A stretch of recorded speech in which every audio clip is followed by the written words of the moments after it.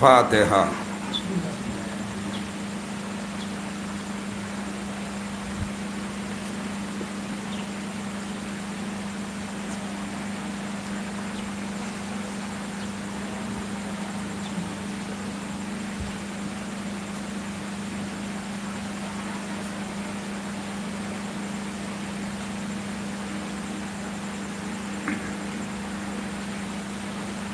لا حول ولا قوة إلا بالله العلي العظيم۔ أعوذ بالله من الشيطان الرجيم۔ بسم الله الرحمن الرحيم۔ الحمد لله رب العالمين، والصلاة والسلام على سيد الأنبياء والمرسلين، خاتم النبيين، شفيع المذنبين، رحمة للعالمين، الملقب طه وياسين، محبوب رب المشرقين ورب المغربين، جد الحسن والحسين، مولانا أبي القاسم محمد وعلى الطيبين الطاهرين المعصومين المظلومين، ولعنة الله على أعدائهم أجمعين من يومنا هذا إلى يوم الدين۔ أما بعد، فقد قال الله تبارك وتعالى وقوله الحق وهو أصدق الصادقين۔ بسم الله الرحمن الرحيم۔ لا يمسه إلا المطهرون۔ صلوات بر محمد۔ آ جائیے، تھوڑے تھوڑے سے قریب ہو جائیے، شاید کچھ لوگ باہر ہیں تو وہ اندر تشریف لے آئیں گے۔ اور اس موبائل نے بھی زندگی بڑی اجیرن سی کر دی ہے۔ دیکھیے، باہر بیٹھے لڑکے نوجوان موبائل میں مصروف ہیں، فرش ادا پہ آنے کے لیے تیار نہیں ہیں۔ ایک اور صلوات پڑھیں بر محمد۔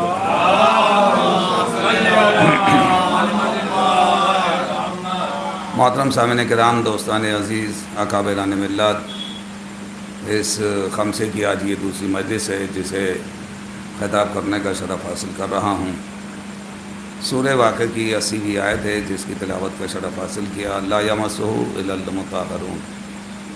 خبردار ہو جاؤ، ہوشیار ہو جاؤ، آگاہ ہو جاؤ، نجس حالت میں اس کو ہاتھ نہ لگانا، نجس حالت میں اس کو ٹچ نہ کرنا، نجس حالت میں اس کو مس نہ کرنا۔ جب تک پاک و پاکیزہ نہ ہو تب تک اس کو نہ چھونا۔ اور ذات پروردگار اور شریعت کا حکم ہے کہ آپ جب تک باوضو نہ ہوں محمد و آل محمد اور قرآن مجید کے حروف کو ہاتھ نہ لگائیں جب تک باطہارت نہ ہوں، یعنی کہ قرآن کو بغیر طہارت کے مس نہیں کیا جا سکتا، ٹچ نہیں کیا جا سکتا، چھوا نہیں جا سکتا۔ آپ اسی لیے جب آپ نے دیکھا ہوگا بچوں کو قرآن پڑھانا سکھایا جاتا ہے تو ایک بچے کے ہاتھ میں لکڑی سی دے دی جاتی ہے، اس پہ وہ رکھ کے پڑھایا جاتا ہے، یہ آیت پڑھنی ہے، یہ آیت پڑھنی ہے، یہاں سے یہاں جانا ہے، یعنی کہ اس بات کی پوری احتیاط کی گئی ہے۔ اور آپ قرآن مجید اٹھا کے دیکھیے گا، قرآن مجید کے پہلے صفحے پہ اوپر ہی بڑا بڑا لکھا رہتا ہے کہ لا یمسہ الا المطہرون، اسے کوئی ہاتھ نہ لگائے، کوئی ٹچ نہ کرے جب تک وہ پاک و پاکیزہ نہ ہو۔ یہ قرآن مجید کے لیے حکم ہے، مالک کائنات اپنی کتاب کے لیے اعلان کر رہا ہے۔ یہ ہے قرآن صامت، یہ ہے صامت، نہ بولنے والا۔ آپ کو پڑھنا ہے، آپ قرآن خود تو بولے گا نہیں کہ صاحب یہ کہے گا کہ الحمدللہ رب العالمین، نہیں، آپ کو اس کی تلاوت کرنی ہے۔ اسے کہا جاتا ہے صامت۔ یہ قرآن صامت ہے جو ہمارے گھر میں رکھا ہوا ہے، جس کو ہم اپنی ماں بہنوں کے جہیز کی زینت بنا ہوا ہے، گھر کی زینت بنا ہوا ہے، الماری میں ہم نے سجا کے رکھا ہوا ہے۔ اور جب ہم کسی بڑے محاذ پہ نکلتے ہیں، کسی سفر پہ جاتے ہیں تو اسی کو چوم کے اور مس کر کے نکلتے ہیں۔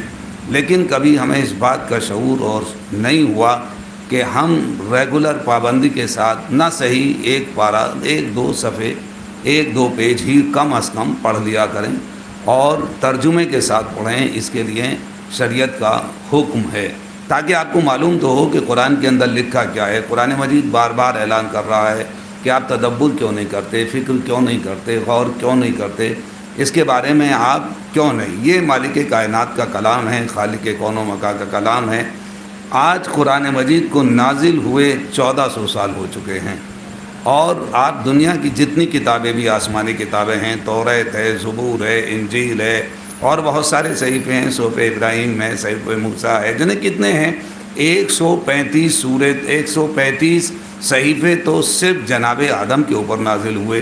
کتنے ہیں؟ لا تعداد ہیں، مجھے تو نہیں یاد ہے، نہ مجھے معلوم ہے، کہ کتنے صحیفے، کتنے آسمانی کتابیں آسمان سے نازل ہوئیں، وہی 4 کتابوں کے نام ہم لوگوں کو یاد ہیں، اور اسی کے ساتھ ساتھ ہم صحف کہہ کے یعنی کہ صحف ابراہیم کہہ کے آگے بڑھ جاتے ہیں۔ دیکھیے توریت میں تبدیلی ہو گئی، انجیل میں تبدیلی ہو گئی، زبور میں تبدیلی ہو گئی، اپنے اپنے حساب سے ان کے ماننے والے اس میں تبدیلیاں کرتے چلے گئے۔ کائنات کی واحد کتاب ہے قرآن مجید، کائنات کی واحد کتاب ہے قرآن مجید، کہ جیسا نازل کیا تھا ویسے ہی ہے، اور اس کے لیے اعلان بھی ہوا کہ انا نحن نزلنا ذکر و انا لہ لحافظون، ہم نے اس کو نازل کیا ہے، ہم نے نازل کیا ہے، اور ہم ہی اس کی حفاظت کرنے والے ہیں۔ اس کا مطلب یہ ہوا کہ مشیت نے قرآن کو نازل کرنے کے بعد اس بات کی ذمہ داری بھی لی ہے کہ ہم اس کی حفاظت کریں گے۔ اس کا مطلب یہ ہوا کہ کسی کو اس کی حفاظت کی ضرورت نہیں ہے۔ اگر کوئی قرآن کو رٹنے کے بعد یہ کہے کہ صاحب ہم نے قرآن کو رٹ لیا ہے اور اپنے سینے میں محفوظ کر لیا ہے تو ہم قرآن کی حفاظت کر رہے ہیں، یہ اس کی بھول ہے۔ ذات پروردگار نے خود اعلان کیا ہے، ہم نے نازل کیا ہے، ہم ہی اس کی حفاظت کریں گے۔ بہرحال منزل آگے بڑھتی چلی جا رہی ہے۔ یہ خالق کان و مکان کا مکان ہے، لانے والی ذات کا نام ہے حضرت جبرائیل، سید الملائکہ، اس سب سے بڑا فرشتہ ہے، اور اس کے لیے ایک بہت بڑا ٹائٹل ہے۔ اس فرشتے کو، اس ملک کو ہم روح الامین بھی کہتے ہیں۔ اس سے بڑا اس کا لقب نہیں ہو سکتا، اس سے بڑا کوئی ٹائٹل نہیں ہو سکتا۔ اور اسی کے ساتھ ساتھ جس کے قلب پہ یہ قرآن نازل کیا جا رہا ہے اس ذات کا نام ہے محمد عربی۔ آپ نے اس ذات کو کہا جاتا ہے محمد عربی۔ محمد عربی یعنی کہ عبداللہ کا یتیم ہے، شیبۃ الحمد کا پوتا ہے، خاندان بنی ہاشم کا نونہال ہے، کافرین و مشرکین کا سب سے بڑا صادق و امین ہے۔ آپ نے توجہ نہیں کی، غور نہیں کیا میں کس طریقے سے آپ تک بات پہنچاؤں۔ یعنی کہ عبداللہ کا یتیم ہونے کے ساتھ ساتھ یہ کافرین و مشرکین کا صادق و امین بھی ہے۔ اس سے بڑا کوئی سچا نہیں ہے، اس سے بڑا کوئی امین نہیں ہے۔ جب آپ کوہ فاراں کی چوٹی کے پر پہنچے اور پہنچنے کے بعد آواز دی ایھا الناس، اے لوگو آؤ، اور آئے جیسے ہی ایک مرتبہ عبداللہ کے یتیم نے فوراً پلٹ کے کہا کہ یہ بتلاؤ کہ تم نے مجھ کو کیسا پایا، میرے بارے میں تمہاری رائے کیا ہے، تم میرے بارے میں کیا سوچتے ہو؟ میں نے 40 سالہ زندگی تمہارے حوالے کی ہے، میں تمہارے بیچ میں رہا ہوں، تم نے مجھ کو کیسا پایا ہے، میرے بارے میں تمہاری رائے کیا ہے، کیا سوچتے ہو، کیا خیالات ہیں؟ تو یعنی کہ جو سب سے بڑے کافرین و مشرکین تھے، چاہے وہ ابو جہل ہو، چاہے وہ ابو لہب ہو، چاہے وہ ابو کرب ہو، کوئی بھی ہو، انہوں نے سب نے پلٹ کے کہا اے عبداللہ کے یتیم، بس ہم تیرے بارے میں اتنا کہہ سکتے ہیں کہ سب سے بڑا امین ہے، سب سے بڑا سچا ہے، رہتا تو شرابیوں کے بیچ میں ہے لیکن ہم نے کبھی تیرے ہاتھ میں جام و مینا نہیں دیکھا، لیکن رہتا تو جواریوں کے شہر میں ہے لیکن ہم نے کبھی تجھے جوئے خانے کے قریب نہیں پایا، یعنی کہ رہتا تو جھوٹوں کے بازار میں ہے لیکن تجھ سے بڑا کوئی سچا نہیں ہے، رہتا تو چوروں کی منزل میں ہے لیکن تجھ سے بڑا کوئی امین نہیں ہے۔ جب خالق کائنات کے رسول نے یہ سرٹیفکیٹ، یہ سند، یہ ڈگری اپنے ہاتھ میں لے لی، اس کے بعد پلٹ کے کہا کہ یہ بتلاؤ کہ اگر میں تم سے یہ کہوں کہ اس پہاڑی کے پیچھے دشمن کا لشکر ہے اور تم وہاں کے اوپر جاؤ اور وہاں پہ دشمن کا لشکر نہیں پاؤ تو تم کیا کہو گے؟ تو سب نے ایک زبان پلٹ کے کہا اے عبداللہ کے یتیم، اگر تم یہ کہو گے کہ اس پہاڑی کے پیچھے دشمن کا لشکر ہے اور دشمن وہاں پہ نہ پائیں تو سمجھو ہم یہ کہیں گے تو سچا، ہم جھوٹے۔ صلوات پڑھیے پر محمد و آل محمد۔ یعنی کہ مالک کائنات کے رسول نے 40 سال اپنی زندگی کافرین و مشرکین کے بیچ میں درمیان میں عطا کرنے کے بعد، دینے کے بعد اپنی زندگی کو، پوری کی پوری زندگی کو کہا کہ تم اس کا مطالعہ کرو۔ کبھی تم نے مجھے بتوں کے سامنے سجدہ کرتے ہوئے دیکھا، کبھی تم نے مجھے غلط بیانی کرتے ہوئے دیکھا، کبھی میں نے تمہاری امانتوں میں خیانت کی، کبھی میں نے کسی موقع پہ جھوٹ بولا، کیا کبھی کسی موقع پہ کوئی کام ایسا کیا جو معاشرے کے اندر معیوب سمجھا جاتا ہو؟ میں تمہیں چیلنج کر کے کہہ رہا ہوں، بتلاؤ تم کیا کہتے ہو؟ کہا کہ نہیں اے عبداللہ کے یتیم، تجھ سے تو بڑا کوئی نہیں ہے، ہمارے لیے فخر کی بات ہے کہ تو ہمارے درمیان میں ہے، تجھ سے بڑا کائنات کا کوئی صادق و امین نہیں ہے۔ ہم عرب کی بات نہیں کر رہے ہیں بلکہ ہم تو کائنات میں کہہ رہے ہیں کہ تجھ سے بڑا کوئی سچا نہیں ہے، تجھ سے بڑا کوئی امین نہیں ہے۔ جب یہ ساری کے ساری اسناد لے لی، یہ سارے کے سارے سرٹیفکیٹ جمع کر لیے، ادھر سے نبیوں کا نبی، حامل قرآن، عامل قرآن، قاری قرآن حافظ قرآن اپنے گھر سے نکلا اور نکلنے کے بعد ایک جملہ کہتا ہے لا الہ الا اللہ. کل تک جو نبی کے دشمن تھے آج وہ جو دوست تھے وہ امین اور صادق کہہ رہے تھے آج وہ اس کے دشمن بن گئے. فوراً پلٹ کے کہا کہ ہم یہ نہیں مان سکتے کہ لا الہ الا اللہ نہیں کہہ سکتے جو 365 خداؤں کی پوجا کر رہے ہوں. اپنے ہاتھ کے بنائے ہوئے پوجا انہوں نے خانہ کعبہ کے اندر سجا رکھے تھے. ہر ورائٹی کا خدا رکھا ہوا تھا. حلوے کا خدا, پراٹھے کا خدا, لکڑی کا خدا, پتھر کا خدا. جس کی جب ضرورت پڑتی تھی اس وقت اس کو استعمال کر لیا کرتے تھے. یعنی کہ اس معاشرے کے اندر, اس ماحول کے اندر اگر ایک آواز گونجے کہ لا الہ الا اللہ تو کتنا ان کے دلوں کے اوپر بار گزرے گا, کتنی انہیں پریشانیوں سے گزرنا پڑے گا. وہ سارے کے سارے دشمن ہو جاتے ہیں کہ اب کیا ہے. بس جیسے ہی محمد عربی گھر سے نکلتے ہیں تو دشمن سامنے آ جاتے ہیں. کوئی ڈھیلا مارتا ہے, کوئی پتھر چلاتا ہے, کوئی راستے میں کانٹے بچھا دیتا ہے, کوئی اوپر سے گندگی پھینکتا ہے. ایک بڑھیا ہے جو مسلسل نبی کریم کے اوپر کوڑا ڈالا کرتی ہے ہر روز. عزیزان گرامی, اگر آپ کے اوپر کوئی اس راستے میں کوڑا ڈالے گا تو آپ راستہ بدل دیں گے, آپ ادھر سے جانا بند کر دیں گے. یا یہ ہوگا کہ آپ اس سے جا کے لڑیں گے, اسے سمجھائیں گے, اس سے منع کریں گے. لیکن وہ رحمتوں کا سمندر کس طریقے سے منع کرے, اس کو تو اسے راہ راست پہ لانا تھا. ہم غور کیجئے, میں مجلس آپ کی خدمت میں پڑھ رہا ہوں. اسے تو ادھر لانا تھا اپنے کردار پہ اور یہ بتلانا تھا کہ اسلام جو ہے وہ تلوار کے بلبوتے پہ نہیں پھیل رہا ہے, اسلام کردار کے بلبوتے پہ آگے بڑھ رہا ہے. صلوات پڑھیے بر محمد و آل محمد. عزیزان گرامی, روزانہ جو کوڑا ڈالا کرتی تھی نبی کریم ادھر سے گزرتے ہیں, ہم اور آپ ہوتے یا تو راستہ بدل دیتے یا کچھ اور انتظام کرتے. اس کے رشتہ داروں سے ملتے, عورت سے نہیں لڑا جاتا کہ اس سے کہو کہ کوڑا نہ ڈالا کرے. لیکن روز نبی کریم اسی راستے سے گزر جاتے ہیں, ہر روز وہ کوڑا پھینکتی ہے. ایک دن کوڑا نہیں آیا, نبی نے دیکھا اور دیکھنے کے بعد فوراً پلٹ کے کہا وہ ضعیفہ کہاں چلی گئی, وہ عورت کہاں چلی گئی. پتہ یہ چلا کہ وہ بیمار ہو گئی ہے. کہا کہ میں اس کی عیادت کو جاؤں گا. اس کے دروازے پہ پہنچے, دستک دی. کہا کہ کون؟ کہا عبداللہ کا یتیم آیا ہے. کہا کس لیے آئے ہیں؟ کہا کہ مجھ سے بدلہ لینے آئے ہیں. اس وقت جب میں بیمار ہوں, بستر علالت پہ ہوں, نبی کریم نے پلٹ کے کہا میں کوئی بدلہ لینے کے لیے نہیں آیا ہوں, میں بدلہ لینے کے لیے نہیں آیا ہوں, میں تو تیری عیادت کے لیے آیا ہوں. بس ایک مرتبہ اپنے بستر سے کھڑی ہو جاتی ہے. کھڑے ہونے کے بعد کہتی ہے کہ میں تو تم کو اپنے جیسا سمجھ رہی تھی. آپ نے توجہ نہیں کی, آپ نے غور نہیں کیا. میں تو تم کو اپنے جیسا سمجھ رہی تھی. اس کا مطلب یہ ہوا کہ جب تک نبی کو اپنا جیسا سمجھ رہی تھی اس وقت تک کافرہ تھی. ارے صلوات پڑھیے بر محمد و آل محمد. میں تو تم کو اپنے جیسا سمجھ رہی تھی. اس کا مطلب یہ ہوا کہ جو اپنے جیسا سمجھتا ہے اسی کو تو کافر کہا جاتا ہے. یہ نبی ہمارے جیسا نہیں ہے. یہ وہ ہے کہ جہاں ذہن بشریت تھک کے چور ہو جائے, اس کی منزل کی ابتدا ہوتی ہے. یہ نہیں تو زمین نہیں, یہ نہیں تو آسمان کا شامیانہ نہیں, یہ نہیں تو یہ ہوائیں نہیں, یہ نہیں تو یہ دریا نہیں, یہ نہیں تو یہ پہاڑ نہیں, یہ نہیں تو یہ سانس کے لیے ہوائیں نہیں, یہ نہیں تو یہ زبان نہیں, یہ نہیں تو کائنات نہیں, یہ نہیں تو سلسبیل نہیں, یہ نہیں تو جنت نعیم نہیں, یہ نہیں تو کوثر نہیں, یہ نہیں تو جنت نہیں.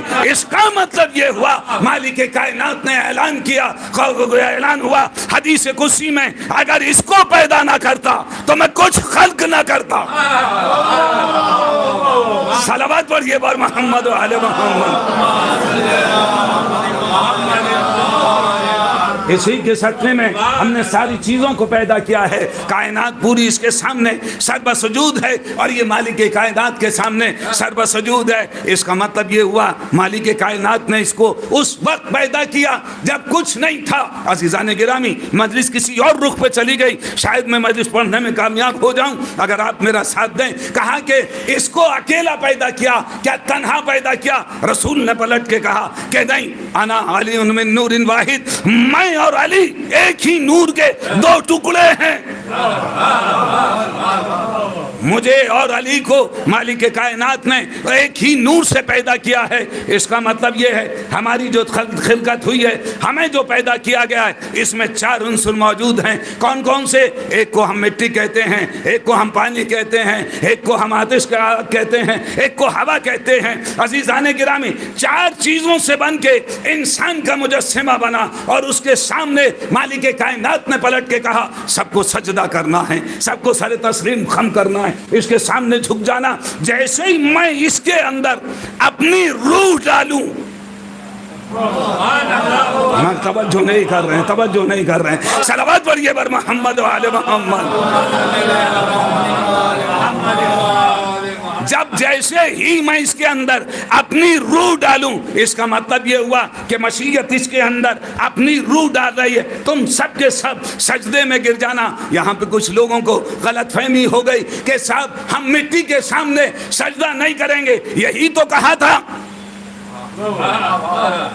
بھائی، یہی تو کہا تھا۔ 3 چیزوں کا انکار نہیں کیا حضرت ابلیس نے، صرف ایک ہی چیز کا انکار کیا تھا، اسے تو نے میرے سامنے مٹی سے خلق کیا ہے، مٹی سے پیدا کیا ہے، میں اس کے سامنے سجدہ نہیں کروں گا۔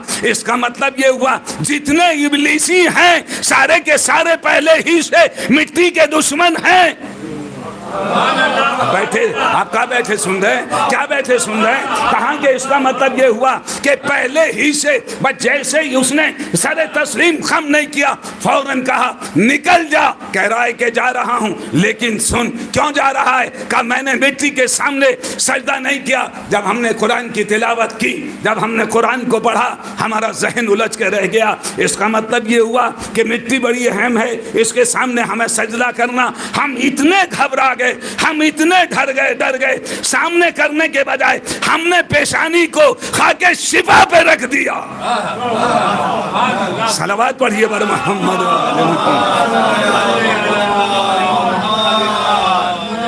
اس سے کہا کہ ٹھیک فخرج، نکل جا یہاں سے، چلا جا۔ اس نے کہا مالک کائنات میں جا رہا ہوں۔ کہا کہ ہاں ٹھیک ہے، لیکن تو نے میری عبادت کی ہے 5,000 سال کا ایک ایک سجدہ، ایک ایک سجدہ۔ حضرت ابلیس، میں حضرت لگا رہا ہوں، یہ حضرت بڑے معنی میں ہیں۔ یہ جو ابلیس ہے بڑے طولانی سجدے کیا کرتا تھا، اور اس لمبے سجدے کرنے کا نتیجہ یہ ہے کہ ملائکہ کو بھی عصمت ہے۔ میرے پاس الفاظ نہیں ہیں، میں کہتے ہوئے ڈر لگ رہا ہوں۔ معصوم کو دھوکہ نہیں ہوتا، معصوم کو حقیقت پتہ ہوتی ہے، معصوم کو معلوم ہوتا ہے کہ اندر سے کیا ہے۔ اتنے سجدے کر رہا ہے اور لگنے لگا کہ یہ بھی ملائکہ ہی میں تھا، ہمیں یہ تو قوم جن سے تھا۔ ایک ایک سجدہ 5,000 سال کا کر رہا تھا، لیکن جیسے مشیت نے کہا نکل جا فخرج، چلا جا، فوراً پلٹ کے کہتا ہے مالک کائنات میری عبادتیں، میرے سجدے، میرے رکوع، میرا قیام، میرا تشہد، میری قرات، میرا تقوی، میرا علم، یہ سب کیا ہوگا؟ کہاں کہ سن جو چاہے مانگ لے۔ ادھر سے وہ اپنا اعلان کر رہا ہے میری اتنی چیزیں عبادتیں ہیں، میرے اتنے سجدے ہیں، میری اتنی یہ ساری چیزیں، ان کا کیا ہوگا؟ کہا کہ سن جو چاہے مانگ لے۔ بس ایک مرتبہ پلٹ کے کہا کہ اے مالک کائنات میں چاہ رہا ہوں مگر تیرے نیک بندوں کو بہکاؤں گا۔ اس کا مطلب یہ ہوا بروں کو نہیں بہکائے گا، نیک ہی کو بہکائے گا۔ کہا کہ کیا مطلب؟ کہا کہ یہ پالنے والے میں مسجد کے دروازے پہ ملوں گا، میں امام باڑے کے عزا خانے پہ ملوں گا، میں عزا خانے کے دروازے پہ ملوں گا، چلتے ہوئے لوگوں کو بہکاؤں گا۔ اما یہ تو روز کا دستور ہے، رات بھر مسجد مجلسیں ہوتی رہتی ہیں، بچوں کا پڑھنا لکھنا ڈسٹرب ہوتا چلا جا رہا، یہ اسی شیطان کی روح سرایت کر چکی ہے۔ ہم توجہ نہیں کر رہے ہیں۔ آپ صلوات پڑھیے بر محمد و آل محمد۔ بس فوراً پلٹ کے کہتا ہے میں جا رہا ہوں، مسجد کے دروازے پہ ملوں گا، صبح کو ٹھنڈی ٹھنڈی ہوائیں دوں گا، سوتا رہے، یہ روزانہ کا کام ہے، یہ تو اذان دیتا ہی ہے۔ کہا کہ آرام کرو، ایسی نیند بڑی مشکل سے آتی ہے، گولیاں کھانے کے بعد بھی نہیں آتی ہے، سو جاؤ، میں ان لوگوں کو سلاؤں گا، نیک کام سے روکوں گا۔ اور کہا پالنے والے میں چاروں راستوں سے آؤں گا، میں دانی طرف سے بھی آؤں گا، بائیں طرف سے بھی حملہ کروں گا، آگے سے بھی پیچھے سے بھی۔ مشیت نے کہا ہم نے سمتیں 6 بنائی ہے، ہم نے سمتیں 6 بنائی ہیں، تو ان کو نہیں بہکا سکتا جن کا سلسلہ اوپر سے ہے۔ ہم توجہ نہیں کر رہے ہیں، آپ غور نہیں کر رہے ہیں۔ صلوات پڑھیے پر محمد و آل محمد۔ کہا کہ میں چاروں سمت سے آؤں گا، بس چلا، اور چلنے کے بعد مشیت نے پلٹ کے کہا ٹھہر، رکا، گھبرایا، کہیں ایسا تو نہیں ہے جو پاور دے دی تھی اس کو واپس لے لے گا؟ فوراً کہہ رہا تھا کہ میں اس وقت تک میں بہکاؤں گا، قیامت تک کہ مجھے مہلت دے دے۔ مشیت نے پلٹ کے کہا قیامت تک نہیں، وقت معلوم۔ یہ کہہ کے قرآن خاموش ہو گیا۔ آج تک کوئی بتانے والا نہیں ہے کہ وقت معلوم کسے کہا جاتا ہے۔ میں بتاؤں یا تو آپ مجھے بتائیے کہ وقت معلوم سے کیا مراد ہے؟ وقت معلوم ہے جب میرا بار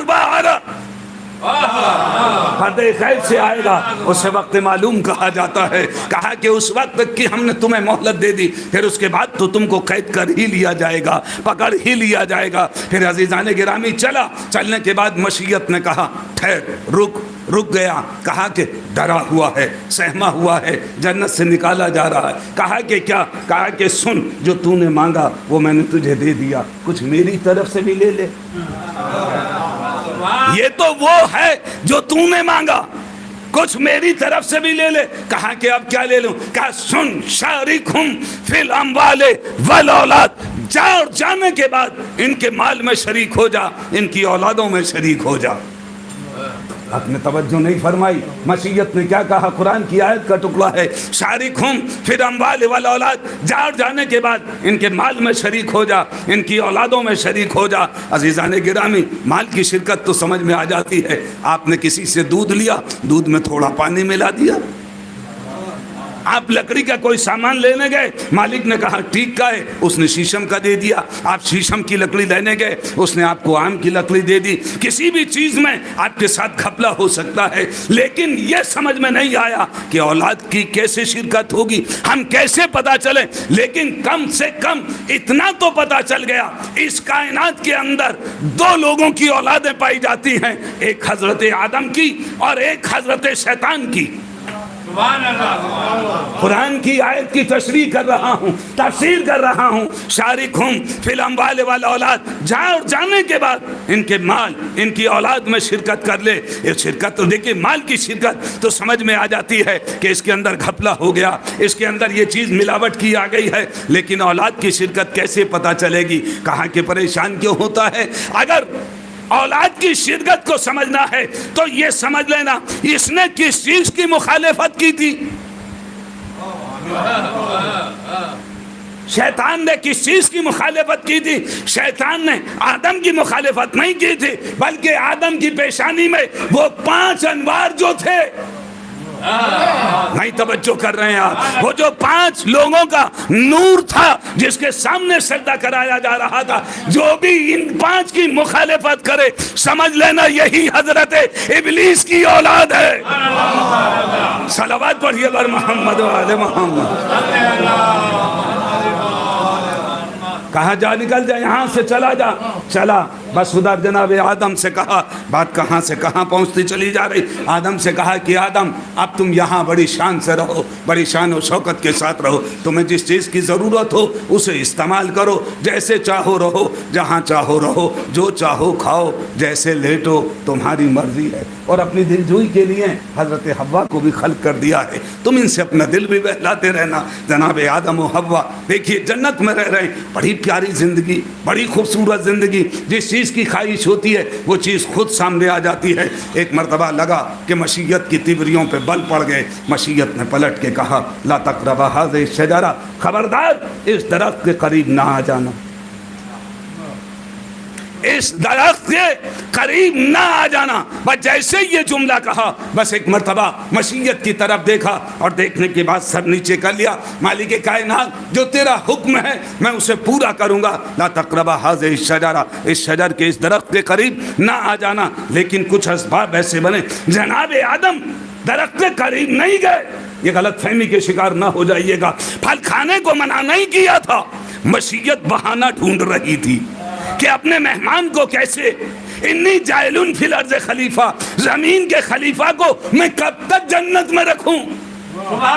اے قسم خدا کی، آپ سوچ نہیں رہے ہیں بھائی کیسے اسے جنت میں رکھوں، کس طریقے سے اپنے مہمان سے کہوں کہ بھائی آپ چلے جائیے، آپ کا ٹائم پورا ہو چکا ہے، آپ کا وقت، یہ تو ٹرانزٹ ٹائم تھا جہاں آپ کو روکا گیا تھا، کچھ وقت کے لیے آپ سے کہا گیا تھا کہ آپ یہاں قیام کر لیجئے، اپنی تھکن اتار لیجئے، جب تھکن دور ہو جائے تو آپ چلے جائیے گا۔ یہ بھی رہتے چلے گئے کہ اسباب کچھ ایسے بنے، یہ درخت کے قریب نہیں گئے بلکہ اس درخت کا پھل کھا لیا۔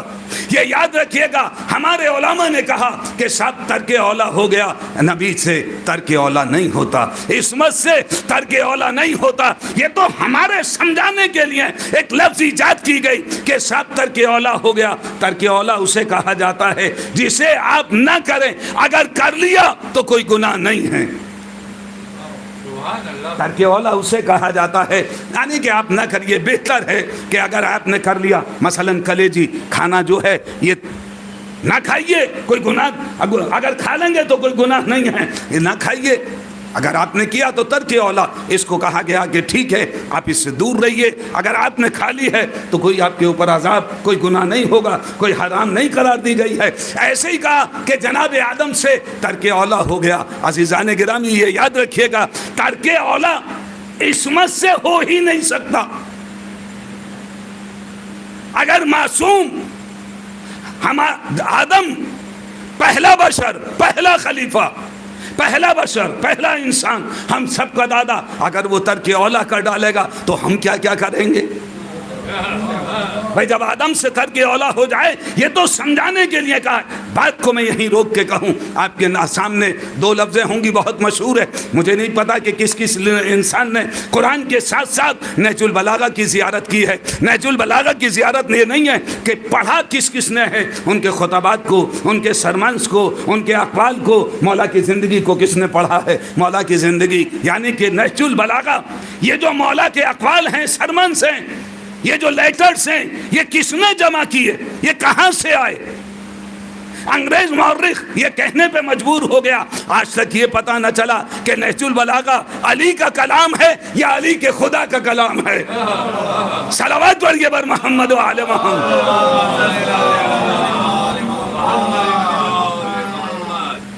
یہ سید رضی نے اس کو جمع کیا۔ دیکھیے پھر بات یاد رکھیے گا، میں آدم سے متعلق پہنچ چکا تھا۔ سید رضی، سید مرتضیٰ، دو بھائی ہیں۔ ہماری شیعت کچھ ناموں کے اوپر ٹکی ہوئی ہے، جس میں علامہ حلی، باقر الصدر، سید رضی، سید مرتضیٰ اور آج سیستانی صاحب، جائیے اور جانے کے بعد دیکھیے، وہ پردے میں اسی بات کو ڈاکٹر طاہا نے لکھا کہ آخر میں یہ بات اپنی امام کے حوالے کرنے کے بعد اپنے امام کے نائب کے حوالے کر دیتے ہیں۔ یہ اپنی زندگی کو، اسی سے تو یہودیت پریشان ہے، اسی سے تو عیسائیت پریشان ہے کہ کوئی ایک بزرگ فقیر اپنے گھر میں بیٹھا ہوا ہے، 80 85 90 سال کی عمر ہو چکی ہے۔ میں نے 17 میں خود اپنی آنکھوں سے دیکھا، آئے اپنی دہلیز کے اوپر آنے کے بعد جب داعش کے زیادہ حملے ہونے شروع ہو گئے تو فوراً پلٹ کے کہا گھروں سے باہر نکل آؤ۔ سمجھ میں آ رہی ہے مرجیت؟ مرجع کسے کہتے ہیں؟ میں نے اپنی آنکھوں سے دیکھا کہ کربلا کی سڑکوں پہ مائیں بچوں کو لے کے نکل پڑی، دشمن گھبرا گیا۔ تھوڑا سا اور پیچھے چلے جائیے، آپ نے اپنی آنکھوں سے دیکھا ہے کہ جب امام خمینی ایران پہنچ رہے تھے، ادھر سے شاہ ایران نے اعلان کر دیا کہ اگر آج کوئی سڑک پہ نظر آئے تو اسے گولیوں سے بھون دیا جائے۔ آج کرفیو لگا ہوا ہے، سڑک پہ آنے کی کسی کو اجازت نہیں ہے۔ ادھر امام خمینی نے اعلان کر دیا آج گھروں میں بیٹھنا حرام ہے، آج گھروں میں بیٹھنا حرام ہے۔ ماؤں نے اپنے چھوٹے چھوٹے 6 مہینے کے بچوں کو سڑک کے اوپر لٹا دیا، فوج کو سرنڈر کرنا پڑا۔ فوراً یہودیت اور عیسائیت پریشان ہو گئی، بیٹھ گئی۔ کہا کہ یہ کیا ہے؟ کہ ان کا مرجع ہے۔ کیا مطلب؟ کہا کہ ان کے ہاں تقلید ہے۔ بات یہاں آگے، مجھے یہ بات اس مجلس میں نہیں پڑھنی تھی، پھر کسی مجلس میں انشاءاللہ عرض کرتا، لیکن آگے بیچ میں تو سن لیجئے۔ کہا کہ ان کے ہاں تقلید ہے۔ کہا کہ تقلید کسے کہتے ہیں؟ کہا کہ ان کا 12واں امام پردے میں ہے۔ ان کے 4 نواب جو تھے، نواب اربع جسے کہتے ہیں، جن کے ذریعے سے ہماری باتیں وہاں تک جاتی تھی، اس کے بعد امام نے اعلان کر دیا حسین بن روح کے بعد اب مجھ سے کوئی ملنے کی کوشش نہ کرے، ہم خود تمہارے مسائل کے اوپر خود نگاہ رکھیں گے، جہاں کوئی دشواری ہوگی ہم تمہاری مدد کریں گے، تمہیں پریشان ہونے کی ضرورت نہیں ہے۔ کہا کہ کیا مطلب؟ کہا یہ جو کہہ دے گا ان پہ واجب ہے، اگر یہ کہہ دیا جائے کہ اپنی گردنوں کو اپنی چھریوں سے کاٹ ڈالو تو یہ اپنی گردنوں کو چھریوں سے کاٹ ڈالیں۔ یہودیت اور عیسائیت پریشان ہو گئی کہ کسی طریقے سے اسے ختم کیا جائے، اور یہ یاد رکھیے گا لباس ہمیشہ بکا ہے، علم بھی بکا ہے، لباس بھی بکا ہے۔ میں کوئی نئی بات نہیں کہہ رہا ہوں، امام حسین کے قتل پہ بہت سے مجتہدین کے فتوے تھے، بہت سے علماء نے سائن کر رکھے تھے کہ انہوں نے حاکم وقت کے خلاف بغاوت کی ہے، لہذا یہ واجب القتل ہیں۔ اگر کوئی آج پھر آ جائے، آپ ذرا سننے کی عادت ڈالیے۔ بہرحال سید مرتضیٰ اور سید رضی 2 بھائی، سید رضی نے نہج البلاغہ، مولا علی کے خطبات اور سرمنز اور لیٹرز کو جمع کیا، اور جمع کرنے کے بعد ایک کتاب کی شکل میں ہمارے حوالے کر دی، آج ہمارے گھر میں رکھی ہوئی ہے۔ اور اب تو بڑی خوشی کی بات ہے کہ نوجوان اس کتاب کا مطالعہ کر رہے ہیں، لیٹرز اور سرمنز پڑھتے رہتے ہیں، خطبات کی تلاوت کرتے رہتے ہیں، پھر اس کے بعد بات بھی کرتے ہیں کہ مولانا نے یہ ارشاد فرمایا، فلاں خطبے میں یہ ملتا ہے، فلاں خطبے میں یہ ملتا ہے۔ کتنا بڑا کارنامہ ہے۔ یہ دونوں بھائی سید مرتضیٰ اور سید رضی بڑی شخصیتیں، ان لوگوں پہ شیعت ٹکی ہوئی ہے۔ ہماری جو عقائد، ہمارے اوپر جو ہماری شیعت انہی لوگوں پہ ٹھہری ہوئی ہے۔ نجف کے اندر بیٹھے ہوئے ہیں، ایک دم اعلان ہوا کہ مولا علی کے حرم میں سب جمع ہو جائیں۔ نجف کے جتنے مجتہدین تھے سارے کے سارے جمع ہو گئے، بھیڑ اکٹھی ہو گئی، بڑے بڑے لوگ، ایک سے ایک جید عالم، سید مرتضیٰ خود وہاں، سید رضی خود وہاں۔ اس مجمع کے اندر ایک آدمی ایسا بھی ہے جسے ہم انون کہتے ہیں، کوئی پہچان نہیں رہا تھا، لباس نبی کا پہنے ہوئے تھا، یہ قسم خدا کی سنی، لباس شکل سے بالکل الگ، بڑی عالی شان شکل و صورت، سنہرے بال، جو میں نے حلیہ پورے کا پورا کتاب میں پڑھا۔ وہ سر جھکائے بیٹھے تھے اور ایک مرتبہ کہتے ہیں کہ یہ بتلاؤ تم لوگوں میں کون ہے کہ جس نے کبھی گناہ کبیرہ نہ کیا ہو۔ بڑا سخت مرحلہ ہے کہ کون ہے تم لوگوں میں کہ جس نے کبھی گناہ کبیرہ نہ کیا ہو۔ یہ دونوں بھائی اٹھے اور اٹھنے کے بعد کہا، سرکار ہم نے کبھی کوئی گناہ کبیرہ نہیں کیا، ہم سے کبھی گناہ کبیرہ نہیں ہوا، بس یہ سننا تھا۔ سر نیچے کر کے بیٹھ گئے، کہا بیٹھ جاؤ۔ کچھ ساتھ کے بعد، کچھ لمحوں کے بعد پھر آواز گونجی، کون ہے کہ جس نے کبھی گناہ صغیرہ نہ کیا ہو۔ مجمع میں سناٹا چھا گیا۔ ہم آپ سڑک پہ نکلتے ہیں، پتہ نہیں آپ کو اندازہ بھی نہیں ہوگا کتنے گناہ انسان سے ہو جاتے ہیں۔ یہی دونوں بھائی کھڑے ہوئے اور کھڑے ہونے کے بعد کہتے ہیں، سرکار ہم نے کبھی گناہ صغیرہ بھی نہیں کیا۔ بڑا مشکل مرحلہ ہے۔ کہا کہ بیٹھ جاؤ، بیٹھ گئے۔ کچھ دیر کے بعد، کچھ لمحوں کے بعد پھر آواز آئی، کون ہے کہ جس نے ترک اولا نہ کیا ہو۔ ترک اولا بھی جس سے نہیں ہوا ہو۔ مجمع میں سناٹا۔ اب سید رضی کھڑے نہیں ہوتے ہیں، جنہوں نے نہج البلاغہ کو مرتب کیا اور ہم تک پہنچائی۔ بہت بڑا کارنامہ ہے، بہت بڑی شخصیت ہے، میرے پاس الفاظ نہیں ہیں سید رضی کے لیے۔ ایک مرتبہ سید مرتضیٰ کھڑے ہوئے اور کھڑے ہونے کے بعد کہتے ہیں، سرکار میں نے ترک اولا بھی نہیں کیا، میں نے ترک اولا بھی نہیں کیا۔ اب رسول کی حدیث یاد کیجئے، رسول اسلام نے ارشاد فرمایا کہ میرے علماء بنی اسرائیل کے انبیاء سے بہتر، میں بہت سوچا کرتا تھا کہ وہ کون سے علماء ہیں جو بنی اسرائیل کے انبیاء سے بہتر ہیں. اگر آپ کو دیکھنا ہے تو سید مرتضیٰ کو دیکھیے, سید رضی کو دیکھیے, علامہ ہلی کو دیکھیے, باقر الصدر کو دیکھیے, خمینی کو دیکھیے, خوئی کو دیکھیے, وقت کے مولا سیستانی کو دیکھیے. صلوات پڑھیے بر محمد و آل محمد.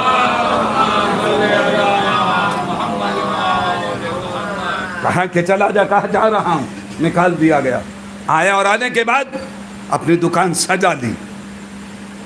سرزمین پہ آنے کے بعد اپنی دکان سجا کے بیٹھ گیا, ادھر ادھر دیکھ رہا ہے. ادھر جناب آدم سے کہا کہ اب تم چلے جاؤ. بس جیسے ہی اس درخت کا لا تقربا هذه الشجرہ, خبردار اس درخت کے قریب نہ جانا, اس کا پھل کھا لیا. درخت کے قریب نہیں گئے. عصمت سے ترک اولا بھی نہیں ہوتا, معصوم سے ترک اولا بھی نہیں ہوتا. جب سید مرتضیٰ نہ کریں چہ جائے کہ ہمارا پہلا بشر, پہلا نبی, پہلا خلیفہ, ہم سب کا دادا, وہ ترک اولا کرے گا. بس جیسے ہی اس درخت کے پھل کو کھایا فوراً جسم کے لباس نے ساتھ چھوڑا.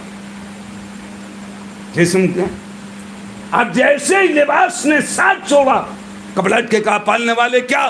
کہا کہ اب تم زمین پہ چلے جاؤ.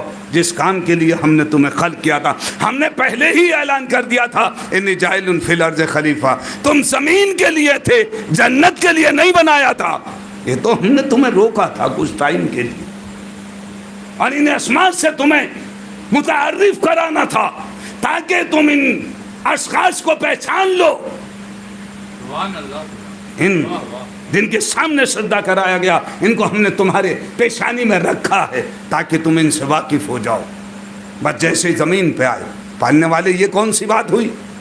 ایک دو جوڑی کپڑے لے کے دے کے بھیج دے اور وہاں جائیں گے اپنے انتظامات کریں گے. کہا نہیں, میں کوئی جنت کی چیز جنت سے باہر نہیں جانے دوں گا. وَلَن تَجِدَ لِسُنَّتِ اللَّهِ تَبْدِيلًا. جنت کی شے جنت میں رہے گی, جنت کے باہر نہیں جائے گی. مالک کائنات تیری سنتوں میں کوئی تبدیلی نہیں ہوگی. یہ بتا کہ اگر تبدیلی ہو جائے, کہا کہ کیا مطلب؟ اگر کل کو کوئی بھی اپنے بچوں کے لیے لباس منگا لے, آپ سو رہے بیٹھے ہوئے, تو نے کہا کہ نہیں, جنت کا لباس جنت سے باہر نہیں جائے گا. کیا بچوں کے لیے لباس جنت کے باہر نہیں آیا؟ کہا کہ تو سمجھا ہی نہیں, یہ بتا کہ جنت ہے کہاں. میں نے کہا پالنے والے بتا تو جنت کہاں ہے. کہا یہ یاد رکھنا, جہاں یہ دونوں شہزادے وہیں پہ جنت ہے. صلوات پڑھیے بر محمد و آل محمد.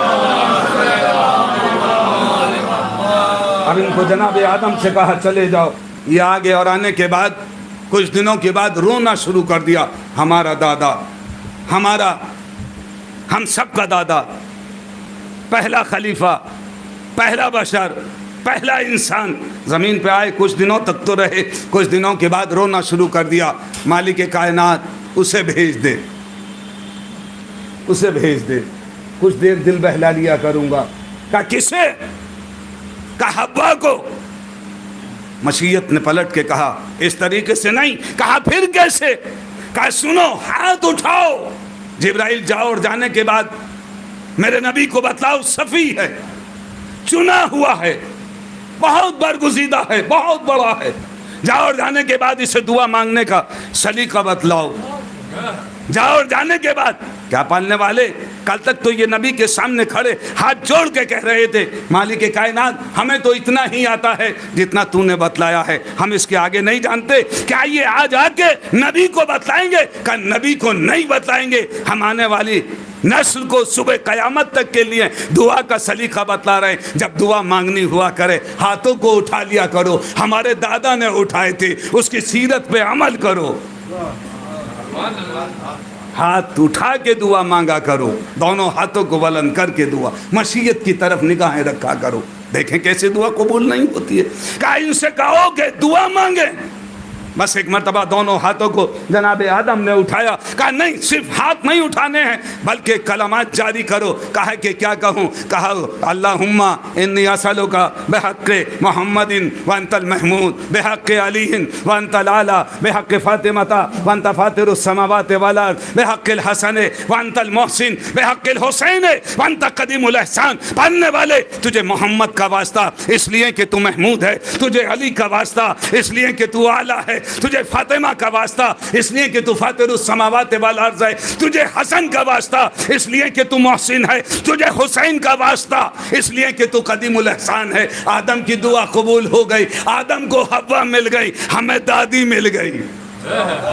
قسم خدا کی غور کیجئے گا، ہم بغیر پنجتن کی دعا کے وسیلے کے ہمیں دادی نہ ملی، آدم کو حوا نہ ملی، تو کیا بغیر پنجتن کے تو ہماری دعائیں قبول ہو جائیں گی؟ صلوات پڑھیے بر محمد و آل محمد۔ دعا قبول ہو گئی، انہی کے صدقے میں دعا قبول ہوتی ہے۔ جب بھی دعا مانگا کیجئے انہی سے لو لگائیے۔ ادھر آ جائیے، جگہ ہے، صلوات پڑھیں بآواز بلند۔ آگے آگے آ جائیے، تھوڑے تھوڑے سے بڑھائیے، تھوڑے تھوڑے سے۔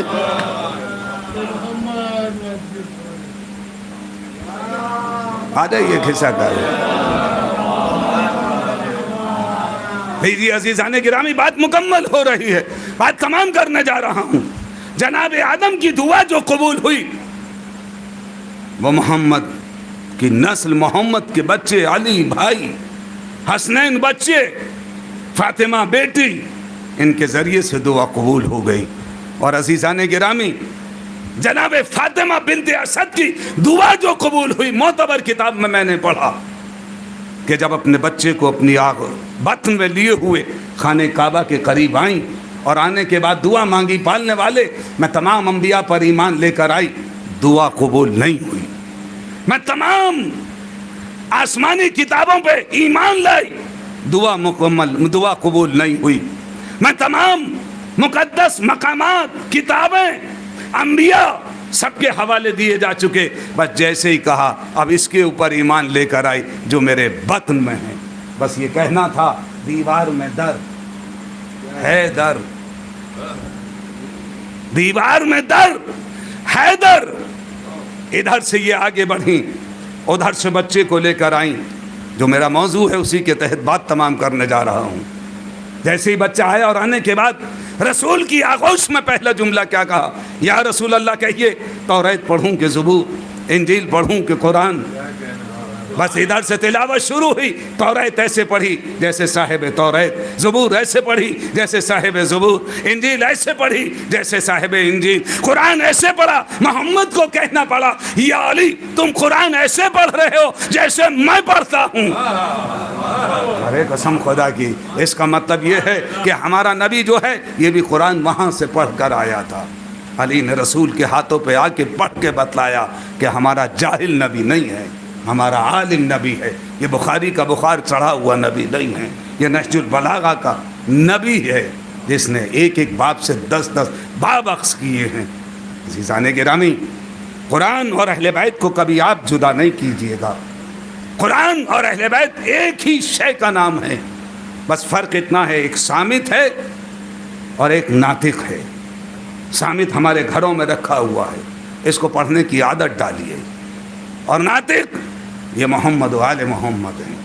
اور عزیزان گرامی، یہ ایسے ناطق ہیں، کیا کبھی آپ نے سنا، کسی تاریخ میں پڑھا، یا کسی بزرگ عالم، کسی سے بھی مفکر سے سنا کہ قتل ہونے کے بعد نو کے نیزہ پہ بلند ہو جائے اور قرآن کی تلاوت کرے اور بولتا ہوا نظر آئے؟ یہ اس بات کا ثبوت ہے کہ خاندان اہل بیت یہ ایک ہی شے کا نام ہے، جسے ہم قرآن کہتے ہیں وہی اہل بیت ہیں۔ جو اہل بیت ہیں وہی قرآن ہیں۔ ان دونوں کو ایک دوسرے سے جدا نہیں کیجیے گا، دونوں کے مصائب ایک، دونوں کے فضائل ایک۔ اگر قرآن کو جلایا گیا تو ان کے خیموں میں آگ لگا دی گئی، اگر جنگ صفین میں قرآن کو نیزوں پہ بلند کیا گیا تو ان کے سروں کو نو کے نیزہ پہ بلند کیا گیا۔ عزاداران امام مظلوم کربلا یہ ایام جو چل رہے ہیں جناب زینب ام کلثوم سے منسوب ہیں، دل چاہتا ہے آج حسین کی اس چھوٹی بچی کمسن سکینہ کا تذکرہ کر دوں، اور یہ سوچ کے سنیے گا کہ آپ کے گھروں میں بھی چھوٹے چھوٹے بچے ہوں گے، آپ کے گھروں میں بھی کوئی بچی ہوگی، آپ اس کو ذہن میں رکھ لیجئے گا۔ عزیزان گرامی، جب رسول اسلام نے حسین کو بلایا اور بلانے کے بعد کہا کہ بیٹا کربلا میں یہ سب ہو، اور ان سے عہد لے لیا، وعدہ لے لیا طفلی میں کہ تم کو قربانی دینی ہے، عباس کے بازو دینے ہیں، علی اکبر کے کلیجے پہ برچھی لگے گی، اصغر کے گلو پہ تیر لگے گا، بیویوں کی چادریں چھنیں گی، تمہاری لاش کو گھوڑوں کی ٹاپوں سے پامال کر دیا جائے گا۔ ایک مرتبہ حسین سب پہ یس کرتے چلے گئے، ہاں کہتے چلے گئے، ہاں نانا جان میں ساری قربانیاں پیش کرنے کے لیے تیار ہوں۔ ایک مرتبہ رسول چپ ہو گئے، کچھ دیر کے بعد حسین کہتے ہیں نانا میری بھی ایک چھوٹی سی خواہش ہے، میری بھی ایک خواہش ہے۔ کہا کہ میرے لال بتلاؤ تمہاری کیا خواہش ہے؟ کلیجہ پکڑ کے سنیے، میں نے کہا نہیں کہ آپ کے گھروں میں بچیاں ہوں گی۔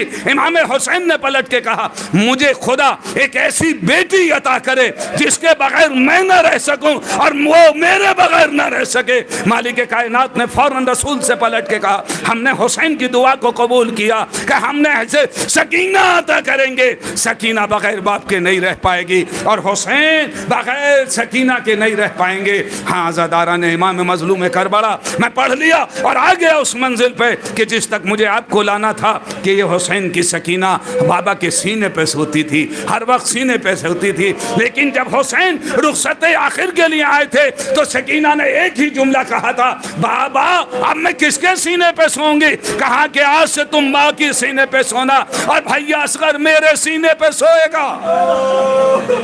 بس عزادارو آوازیں بلند ہو گئیں، 3.5 4 کی بچی قید کر لی گئی، اس کے رخساروں پہ تماچوں کے نشان تھے، اس کے ہونٹوں پہ پپڑیاں جمی ہوئی تھیں۔ کربلا سے کوفہ اور کوفہ سے شام آگئے۔ انشاءاللہ آپ روئیں گے، گریہ کریں گے، مصائب میں پڑھے دے رہا ہوں، اب رونا آپ کا کام ہے۔ کس حد تک آپ روتے ہیں اور کبھی مصائب میں روتے ہوئے تھکا نہ کیجئے۔ سیدہ 1400 سال سے رو رہی ہے اپنا شکستہ پہلو لے کے، کبھی بھی آپ اس بات کا احساس نہ کیا کیجئے کہ سب مصائب زیادہ ہو گئے، مصائب ہوتے ہی زیادہ ہیں، پڑھنے کے لیے ہوتے ہیں۔ عزادارو اب یہ قید خانہ شام کے اندر آگئے، روزانہ شام کو حسین کی یہ بچی یتیمہ قید خانے کی سلاخوں کو پکڑ کے دروازے پہ کھڑی ہو جاتی ہے، ٹھنڈی سانسیں لینے کے لیے۔ یہ قیدی سانسیں لینے کے لیے دروازے پہ آ جاتے تھے، ٹھنڈی سانسوں کو پریشان تھے، ٹھنڈی سانسیں بھی نہیں لے سکتے تھے، دن میں دھوپ تھی، رات کو شبنم گرا کرتی تھی۔ عزاداران امام مظلوم کربلا کسی آپ اجنبی شہر میں چلے جائیے اور دیکھیے گا ایک چوراہے پہ کھڑے ہو جائیے، آپ سے کوئی نہیں پوچھے گا آپ کہاں سے آئے ہیں، کون ہیں، کس قبیلے کے ہیں، کس کام سے آئے ہیں۔ اگر کوئی نیک آدمی ہے شاید آپ کو پریشان حال دیکھ کے پوچھ لے کہ آپ کو کرایہ چاہیے تو ہم کرایہ دے دیں، اگر راستہ بھول گئے ہو تو راستہ بتلا دیں۔ لیکن بچوں کی فطرت ہے اگر محلے میں نیا بچہ آ جائے تو محلے کے بچے اکٹھے ہو جاتے ہیں اور جمع ہو کے بچے کے ساتھ دلجوئی کرنی شروع کر دیتے ہیں۔ کیا دیکھا ایک 4 سال کی بچی ہے، قید خانہ شام میں مقید ہے اور اس کے ہونٹوں پہ پپڑیاں ہیں، رخساروں پہ نیلے نیلے نشان ہیں۔ محلے کے بچے آئے، آنے کے بعد انہوں نے دیکھا یہ مصائب میں کتاب نفسیات سے پڑھ رہا ہوں۔ محلے کے بچے آئے، ادھر ادھر دیکھا کہ ایک چھوٹی سی بچی قید خانے میں قید ہے، ایک چھوٹی سی بچی قید خانے میں مقید ہے۔ بچوں نے ہمت کو جٹایا اور جٹانے کے بعد بچی کے پاس پہنچے اور ایک جملہ کہتے ہیں اے بچی یہ بتلاؤ تمہارا نام کیا ہے؟ جناب سکینہ پلٹ کے کہتی ہیں مجھے سکینہ بنت الحسین کہتے ہیں، میں حسین کی بیٹی سکینہ ہوں، بس یہ سننا تھا۔ بچوں نے پلٹ کے کہا اے بچی یہ بتلا کیا تیرا کوئی بابا نہیں ہے جو تجھے آزاد کرا کے لے جائے؟ سکینہ نے پلٹ کے کہا میرا بابا مارا گیا، میرا بابا مارا گیا۔ ایک مرتبہ بچے پلٹ کے کہتے ہیں بچی یہ بتا تو نے کون سا ایسا گناہ کیا ہے جو تمہیں قید کیا گیا؟ سکینہ کی چیخ نکل گئی، کہا کہ ہم نے کوئی گناہ نہیں کیا، ہمیں بے جرم قید کیا گیا ہے۔ کہا تیرا بابا مارا گیا، کیا تیرا کوئی چچا بھی نہیں ہے جو تجھے قید خانے سے آزاد کرا کے لے جائے؟ بس یہ سننا تھا۔ سکینہ پلٹ کے کہتی ہے میرا چچا بازو کھٹا کے فرات کے کنارے سو گیا، میرا چچا بازو کٹا کے فرات کے کنارے سو چکا ہے. بس یہ سننا تھا. بچوں نے فوراً پلٹ کے کہا یہ بتا سکینہ کیا تیرا کوئی بھائی بھی نہیں ہے جو تجھے قید خانے سے لے جائے, تجھ سے ملنے نہیں آتا؟ بس سکینہ کی چیخ نکل گئی, اے بچوں میرا بھیا علی اکبر کلیجے پہ برچی کا پھل کھا کے کربلا میں سو چکا. بس یہ سننا تھا. فوراً بچے پلٹ کے کہتے ہیں اے بچی یہ بتا تیرے رخساروں پہ یہ نیلے نیلے نشان کیسے ہیں, تیرے ہونٹوں پہ پپڑیاں کیوں جمی ہیں؟ کہا کہ جب سے میرا چچا مارا گیا. اما قسم خدا کی میں بڑے دردناک مصائب پڑھ رہا ہوں اور پر رونے میں آپ شرم نہ کیا کیجئے. میرا کربلا کا سجاد ارشاد فرماتا ہے ایسے رویا کرو جیسے بیوہ کا جوان مر گیا. اگر رونا نہ آئے رونے کی شکل بنا لیا کرو, یہ بھی نہ کر سکو چہرہ نیچے کر لیا کرو. شہزادی آ گئی, کہا کہ میں جب سے میرا چچا مارا گیا میرے تماچے سمر کے تماچے کھاتی ہوئی چلی آئی. کہا ہونٹوں پہ پپڑیاں کیوں ہیں؟ کہا جب سے چچا گیا میں نے پانی نہیں پیا, میں پیاسی ہوں. بچوں نے رونا شروع کر دیا. بچوں کی آنکھوں میں آنسو آ گئے. بچے روتے ہوئے گھر پہنچے. بس جیسے گھر میں قدم رکھا فوراً ماؤں نے دیکھا, فوراً پلٹ کے کہا کیا رونے کا سبب کیا ہے؟ کہا قید خانے میں ایک بچی ہے, اس کا بابا مارا گیا, اس کا چچا مارا گیا, اس کا بھیا مارا گیا, اس کا گھر لٹ گیا, اس کے رخساروں پہ تماچوں کے نشان ہیں, وہ پیاسی ہے. جب سے اس کا چچا مارا گیا اسے پانی نہیں ملا ہے. بس یہ سننا تھا. ماؤں نے پلٹ کے کہا جب کل اگلے روز جانا تو اس بچی کے لیے کوزے میں پانی لے جانا, اسے پانی پیش کر دینا. لو عزادارو صبح نمودار ہوئی, بچی روتی ہوئی اٹھی, بچی گریا کرتی ہوئی اٹھی. ایک مرتبہ سکینہ آگے بڑھی, بڑھنے کے بعد کہتے ہیں اے بیٹا کیا بات ہے؟ کہا میرا بابا کہاں چلا گیا؟ میرے بابا نے ابھی مجھ سے وعدہ کیا ہے اب تم ہمارے سینے پہ سوگی. میرے بابا یہیں تھے, میرا بابا کہاں چلا گیا؟ ہائے بابا, ہائے بابا, بچی کہنے لگی. ایک مرتبہ زینب نے کلیجے سے لگایا اور پلٹ کے کہا سکینہ کیا تم بھی ساتھ چھوڑ رہی ہو؟ اس قید خانے میں تم بھی ہمارا ساتھ چھوڑ دو گی؟ بس یہ سننا تھا. جناب سکینہ نے پھوپھی کے جناب زینب کے پیروں کو پکڑ کے ایک جملہ کہا, اے پھوپھی اماں مجھے میرے بھیا کے پاس لے چلو, میں اپنے بھیا سجاد سے ملنا چاہتی ہوں. بس ایک مرتبہ کربلا کی کمر خمیدہ زینب, بال سفید, کمر جھک گئی, ہاتھوں کو گھٹنوں پہ ہاتھ رکھ کے یا علی کہہ کے اٹھی. یہ کہہ کے سکینہ کا بازو پکڑا, لے کے چلی. روئیں گے, بہت روئیں گے. بس جیسے ہی جناب زینب چلی ادھر سے سجاد نے دیکھا پھوپھی آ رہی ہے. بس فوراً تعظیم کے لیے کھڑے ہو گئے اور ایک جملہ کہا, اے پھوپھی اماں آپ نے مجھے بلا لیا ہوتا, آپ کیوں آئی ہیں؟ کہا بیٹا میں نہیں آئی ہوں, تمہاری بہن لائی ہے, اس وقت تمہاری بہن لے کر آئی ہے. بس یہ سننا تھا. سکینہ کی طرف دیکھا, اے سکینہ کیا بات ہے؟ کہا کہ میں چند خواہشیں لے کر آئی ہوں, میرا بابا انتظار کر رہا ہے. کہا کیا مطلب؟ میں سلام آخر کے لیے آئی ہوں. کہا سکینہ تم جا رہی ہو ہمیں اکیلا قید خانے میں چھوڑ کے؟ کہا میرا بابا انتظار کر رہا ہے. بس یہ سننا تھا. ایک مرتبہ میرا مولا رونے لگا, گریہ کرنے لگا. ہائے سکینہ کیا کہہ رہی ہو؟ کہا میرا بابا انتظار کر رہا ہے. کہا کہ میں چند خواہشیں. کہا کوئی ایسی خواہش نہ کر دینا جو تیرا بھیا پوری نہ کر پائے. ہاتھوں میں ہتھکڑیاں, ارے پیروں میں بیڑیاں, گلے میں خاردار توق ہے. سکینہ کوئی ایسی بات نہ کہہ دینا جو تمہارا بھیا پوری نہ کر پائے. کہا کہ پہلی خواہش, عزاداروں میں بار بار کہہ رہا ہوں تمہارے گھر میں بچے ہوں گے, ان بچوں کا تصور کر کے رو لیجئے. کہا پہلی خواہش یہ ہے اے بھیا میرے لیے ان سے کفن نہ مانگنا,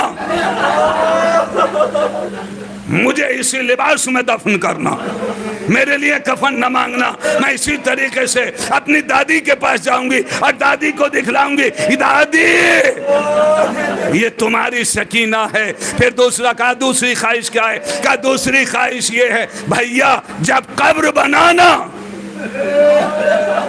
بڑی سخت منزل ہے, اے سجاد بھیا جب میری لحد کھودنا تو نرم زمین دیکھنا. ہائے ہائے ہائے ہائے, کہا ہے کہ نرم زمین دیکھنا. میرے کربلا کے علی کی چیخ نکل گئی. فوراً پلٹ کے کہا سکینہ کیا کہہ دیا؟ کہا کہ بھیا جب سے چچا مارا گیا میں نے پانی نہیں پیا, گلے کی نسیں سوکھ گئیں.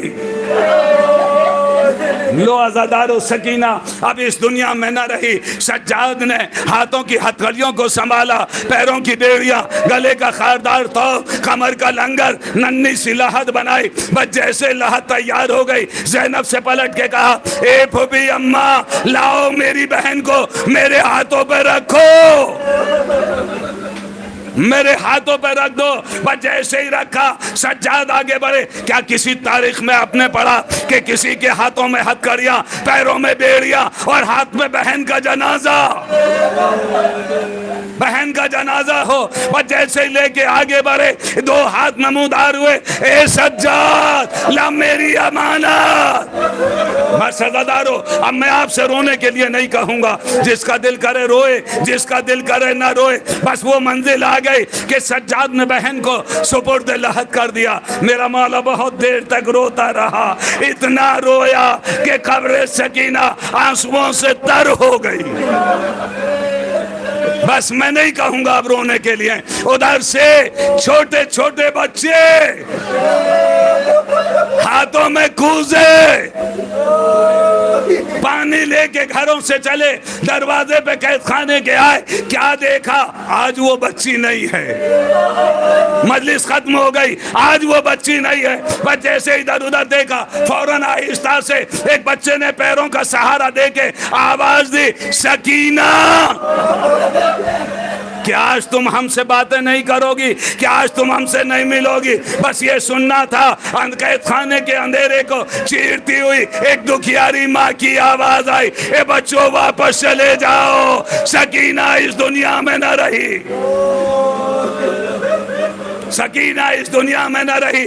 بچوں نے پلٹ کے کہا اے بی بی آپ کون ہیں؟ کہا ہے کہ میں سکینہ کی دکھیاری ماں رباب اس قبر کی مجاوری کر رہی ہوں. بس یہ سننا تھا. بچوں نے پلٹ کے کہا اے بی بی یہ کوزے لے لیجئے اور پانی قبر سکینہ پہ ڈال دیجئے. بس یہ سننا تھا. رباب نے پلٹ کے کہا بچوں پانی لے جاؤ. سکینہ پیاسی چلی گئی. اس کے بھیا نے اپنے آنسوؤں سے قبر سکینہ کو تر کر دیا. ہائے سکینہ وائے سکینہ, انا للہ و انا الیہ. عزیزان گرامی